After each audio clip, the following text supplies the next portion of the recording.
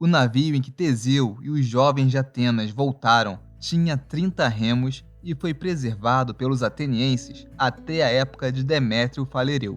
À medida que se deterioravam, as tábuas velhas eram retiradas e substituídas por madeira nova e mais forte.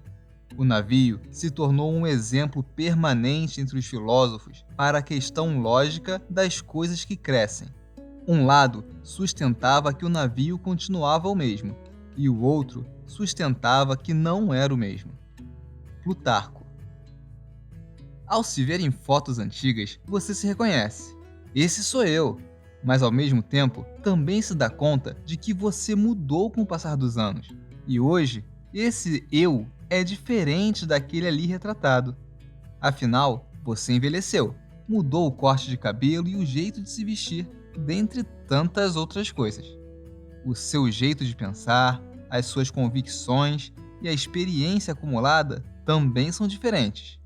Então, a que nós nos referimos quando dizemos eu? Se eu mudo ao longo do tempo, qual versão de mim é o eu verdadeiro? Oi, eu sou o Alex, e no Super Leituras de hoje vamos falar sobre o paradoxo do navio de Teseu, que desde os tempos da Grécia Antiga levanta o debate sobre a identidade. Aquela velha questão sobre quem sou eu, que todos nós, em algum momento da vida, já nos fizemos. Vamos entender as diferentes formas como alguns filósofos abordaram a questão ao longo do tempo e apresentar 4 reflexões que devemos fazer a partir desse dilema milenar.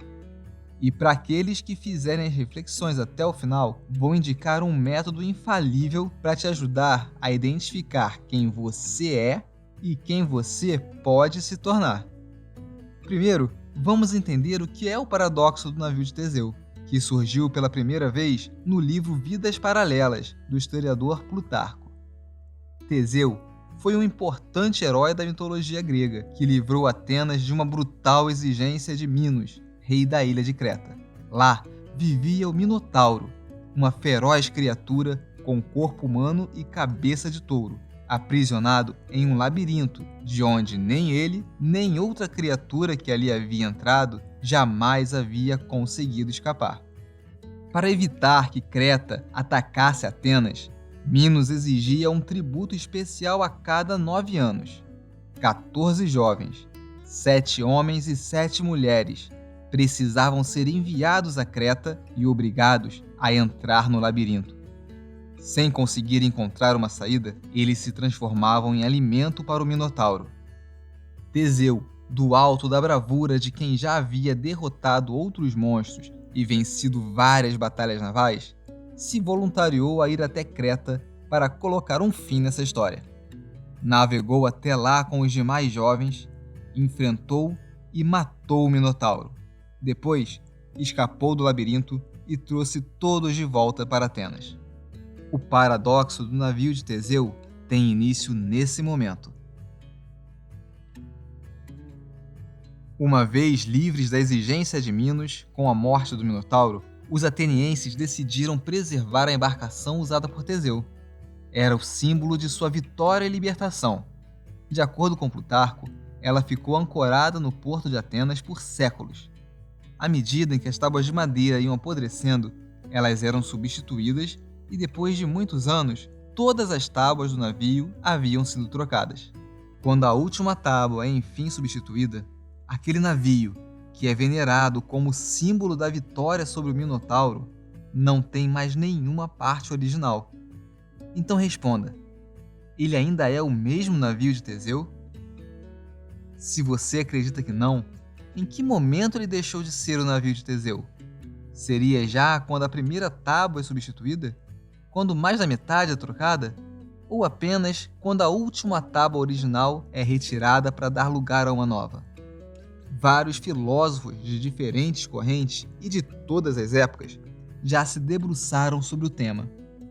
Um dos primeiros foi Heráclito, que buscou resolver o paradoxo a partir da comparação com um rio, cujas águas são renovadas a todo momento. Não se pode banhar 2 vezes no mesmo rio, nem substância mortal alcançar 2 vezes a mesma condição, mas pela intensidade e rapidez na mudança, dispersa e de novo reúne. Para Heráclito, tudo está em constante processo de mudança, ainda que isso não seja inteiramente perceptível para nós. As mudanças que o navio sofre não o tornam outra coisa, mas apenas fazem parte dele mesmo. Aristóteles, em seu livro Metafísica, afirma que as coisas não estão reduzidas à materialidade. Para ele, a existência depende de 4 causas para existir: causa material, do que ela é feita; causa eficiente, o que foi responsável por sua criação; causa formal, de que maneira ela foi feita; e causa final, qual é o seu propósito. Aplicando esse princípio ao paradoxo do navio de Teseu, a troca das tábuas mudava a causa material, mas as outras 3 permaneciam imutáveis, preservando sua identidade. Assim sendo, ele ainda era o mesmo. Muito tempo depois, já no século XVII, Thomas Hobbes acrescentou um novo elemento ao paradoxo e criou um cenário ainda mais intrigante. E se alguém tivesse guardado todas as tábuas à medida que elas iam sendo retiradas e colocando-as posteriormente juntas, exatamente na mesma ordem, tivesse construído novamente um navio com elas? Este, sem dúvida, teria uma identidade numérica idêntica àquele que era no início. Dessa forma, teríamos 2 barcos. O primeiro não tem nenhuma tábua original e é cultuado como símbolo da vitória sobre o Minotauro. Já o segundo foi construído com as peças originais restauradas, mas que nada representa para os atenienses. Nessa situação, qual das embarcações é o navio de Teseu? Por sua vez, o filósofo americano Roderick Chisholm, no século XX, baseado em argumentos do britânico Joseph Butler, bispo inglês que viveu 2 séculos antes, nega o princípio de que os objetos sobrevivem a mudanças graduais e radicaliza. O bispo Butler sugeriu que é apenas em um sentido vago e popular que podemos falar da persistência de coisas familiares como navios, plantas e casas. E ele contrasta esse sentido livre e popular com o sentido estrito e filosófico, em que podemos falar da persistência das pessoas. Ou seja, o navio de Teseu não existe mais assim que a primeira tábua é substituída. No entanto, isso equivale a dizer que a cada substituição, um novo barco é criado. Se fossem 1000 tábuas trocadas, seriam então 1000 novas embarcações? Oi? Oi? Você ainda tá aí? Sua cabeça está explodindo? Respira um pouco e continua, porque tem mais e ainda vamos refletir juntos sobre tudo isso aqui, beleza? A visão mais recente sobre o paradoxo do navio de Teseu vem dos filósofos perdurantistas, que defendem que objetos comuns são tetradimensionais, ou seja, além das dimensões espaciais, largura, comprimento e altura, todos os objetos também teriam uma dimensão temporal. Para o perdurantismo, cada objeto ou indivíduo é formado pelas suas linhas temporais. A cada recorte do tempo, não vemos o objeto por inteiro, mas apenas uma fatia temporal dele. Tudo, então, pode ser pensado como uma minhoca tempo-espacial. Usando essa teoria, nenhum dos 2 barcos é o navio de Teseu, já que são apenas fragmentos de linhas temporais diferentes, e suas linhas temporais coexistiram e, em algum ponto, se cruzaram com o navio de Teseu. Como se trata de um paradoxo, não existe uma solução unânime, e esse nem é o objetivo. O paradoxo do navio de Teseu é um exercício filosófico, um convite feito séculos atrás ao pensamento e à reflexão sobre o conceito de identidade. Mas mesmo sem uma solução definitiva, podemos tirar 4 importantes reflexões do paradoxo do navio de Teseu para as nossas vidas.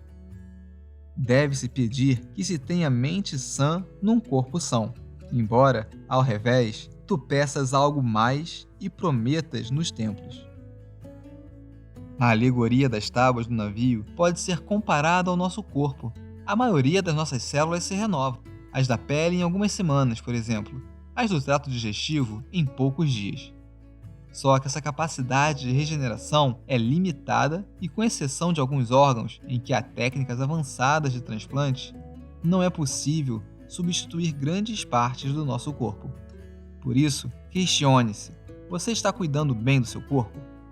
Atitudes como uma boa dieta balanceada, a prática de atividades físicas, técnicas para reduzir o estresse e evitar hábitos nocivos à saúde são fundamentais para a preservação do corpo, de sua saúde mental e, no fim das contas, de sua própria identidade.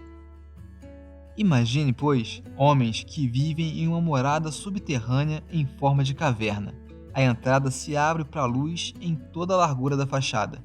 Os homens estão no interior desde a infância, acorrentados pelas pernas e pelo pescoço, de modo que não podem mudar de lugar nem voltar a cabeça para ver algo que não esteja diante deles.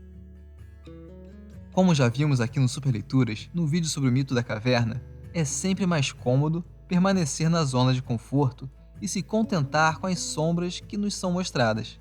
Mas isso também nos impede de ver o sol e todas as coisas ao vivo, em suas nuances, no mundo real. É com o conhecimento que todos nós conseguimos evoluir, trocar nossas tábuas, crescer como seres humanos e consolidar nossa identidade. Você vai se entregar à preguiça intelectual? Aquele livro que você separou para ler está parado na estante há quanto tempo? Como nós acreditamos aqui no Super Leituras, a filosofia, o amor ao saber, é um impulso para uma vida interior, para o autoconhecimento. Nenhum homem é uma ilha, inteiramente isolado. Todo homem é um pedaço de um continente, uma parte de um todo. O homem é um ser que vive em grupo por natureza, e por isso, nossa identidade também depende das pessoas com quem convivemos e, principalmente, de como é essa convivência. Ajudar uns aos outros é a melhor forma de evoluir como sociedade. Já pensou sobre qual é a contribuição que você está dando para as pessoas que estão próximas a você no seu dia a dia? Você é uma pessoa justa, mesmo sem que alguém o esteja vigiando? Consegue ter empatia mesmo sem sentir simpatia? É capaz de ajudar alguém sem esperar nada em troca? Viajam os homens para admirar as alturas dos montes, as grandes ondas do mar, as largas correntes dos rios, a imensidão do oceano, a órbita dos astros, e se esquecem de si mesmos. Assim como Santo Agostinho, o paradoxo do navio de Teseu nos faz um convite à busca pelo autoconhecimento. Ter a mínima compreensão de você mesmo é indispensável para poder pensar em sua própria identidade, entender as coisas importantes que aconteceram, onde você errou e onde acertou, o que precisa ser corrigido, o que deve ser mantido. Tudo isso faz parte do autoconhecimento. Seus valores continuam os mesmos ou mudaram com o passar do tempo e a experiência? Você é a pessoa que almejava ser há alguns anos? E quem é a pessoa que você quer ser no futuro? Clique aqui para encontrar a pessoa que você deseja ser e conta pra gente nos comentários sua visão sobre esse paradoxo e qual reflexão você achou mais importante. Curta e compartilhe esse vídeo, inscreva-se no canal e não esqueça de ativar as notificações para ficar sempre por dentro dos nossos conteúdos. Grande abraço e até a próxima!